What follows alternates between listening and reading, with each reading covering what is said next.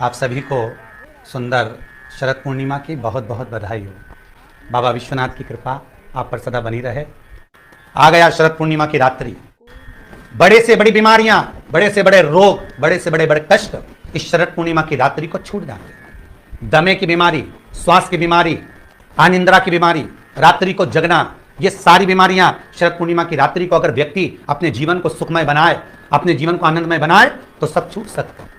शरद पूर्णिमा की रात्रि को पीपल के पत्ते 5 लेकर उसके ऊपर खीर डालकर रात्रि को खा लेने से महाराज दमे की बीमारी, श्वास की बीमारी रुक जाती है।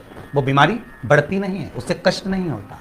जिन बच्चों के नेत्र कमजोर होते हैं, रोशनी कमजोर होती है, शरद पूर्णिमा के दिन रात्रि को 12 बजे भगवान चंद्रदेव का दर्शन कराइए। 5 से 7 मिनट तक नयन मिलाएं चंद्रदेव के साथ और बाद में एक पीपल के पत्ते पर खीर जो चंद्र के नीचे रखी हुई है उसी खीर को चटा दीजिए। फिर चंद्र का दर्शन कराओ, फिर खीर को चटा दीजिए। महाराज नयन की ज्योति बढ़ती है, नींद नहीं आती तो निंद्रा देवी प्रवेश करती है, निंद्रा अच्छी आती है, आनंदित होता है। महाराज जिस व्यक्ति के शरीर में गांठ पड़ जाती हो, शरीर काला पड़ जाता हो, चट्टे पड़ जाते हो या दांत खाज खुजली हो जाता हो, उसके लिए भी शरद पूर्णिमा की रात्रि को 12 बजे महाराज भगवान चंद्रदेव के लिए 21 दिए जलाए जाते हैं। उस 21 दिए की कालोच एक थाली में इकट्ठी करी जाती है, काजल कालोच को इकट्ठी कर कर शरीर में गाय के घी के साथ में जहां जहां जगह पर चट्टे हैं, गांठ है, वहां लगाया जाता है। उसको 5 या 7 दिन लगाइए। उसके बाद में रोज प्रतिदिन लगाने के आधे घंटे बाद स्नान कर लीजिए, आराम लगना प्रारंभ हो जाता है। आज शरद पूर्णिमा की रात्रि से लेकर कार्तिक पूर्णिमा की रात्रि के बीच में जो दामोदर भगवान का, कृष्ण का, शिव का मंगल आनंद करेगा, अभिषेक करेगा, पूजन करेगा, स्मरण करेगा, उसके सारे दुख दरिद्र दूर हो जाएंगे। रात्रि को आप बड़े प्रेम से खीर बनाओ, चंद्रदेव की साक्षी में रखो, भोग लगाओ भगवान श्री हरि को। लक्ष्मी की कमी है, लक्ष्मी नहीं आ रही है, व्यापार नहीं चल रहा है, तकलीफ बहुत ज्यादा है, घर में कष्ट है, कर्जा ज्यादा है, तो एक तांबे के कलश के ऊपर, तांबे के कलश में पानी भरना, कटोरी रखना, उस पर लक्ष्मी जी की मूर्ति रखना। लक्ष्मी जी की मूर्ति नहीं हो तो चांदी का सिक्का रखना। उसके सम्मुख में आप 31 दीपक घी के लंबी बाती के जला देना।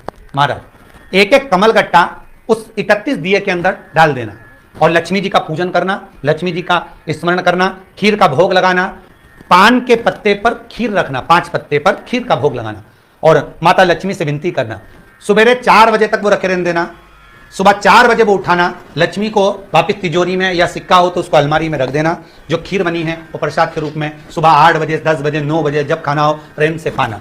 माता जो दिए लगाए हैं वो ठंडे हो गए होंगे, उनको रखे रहने देना, बाद में काम आते रहेंगे, या दिए विसर्जन करना हो तो आपकी मर्जी है। पर वो मट्टी के दिए लगेंगे, आटे के दिए नहीं लगेंगे, मट्टी के दीप लगाना है आपको 31, घी के दिए लगाना है। लक्ष्मी जी का पूजन करो, कंकु, चावल, हल्दी, मोली से सब तरह से। शरद पूर्णिमा की रात्रि को सुख मिलेगा, आनंद मिलेगा, लक्ष्मी की वृद्धि होगी, कार्य सिद्धि होगी। अगर कार्तिक पूर्णिमा हो, शरद पूर्णिमा हो, ये दोनों पूर्णिमा पर शरद पूर्णिमा के दिन आप शाम को प्रदोष काल के समय 4:30 बजे से 6 बजे के बीच में 1 लोटा पानी, उसमें 5 बेलपत्र रखकर, 1 कमलगट्टा डालकर भगवान चंद्रेश्वर महादेव के नाम से भगवान शंकर को चढ़ा दीजिए। आपकी जो कामना हो वो कामना कर चढ़ाएं, विनती करें चंद्रेश्वर महादेव को और निवेदन करें कि हमारा ये कार्य सफल हो।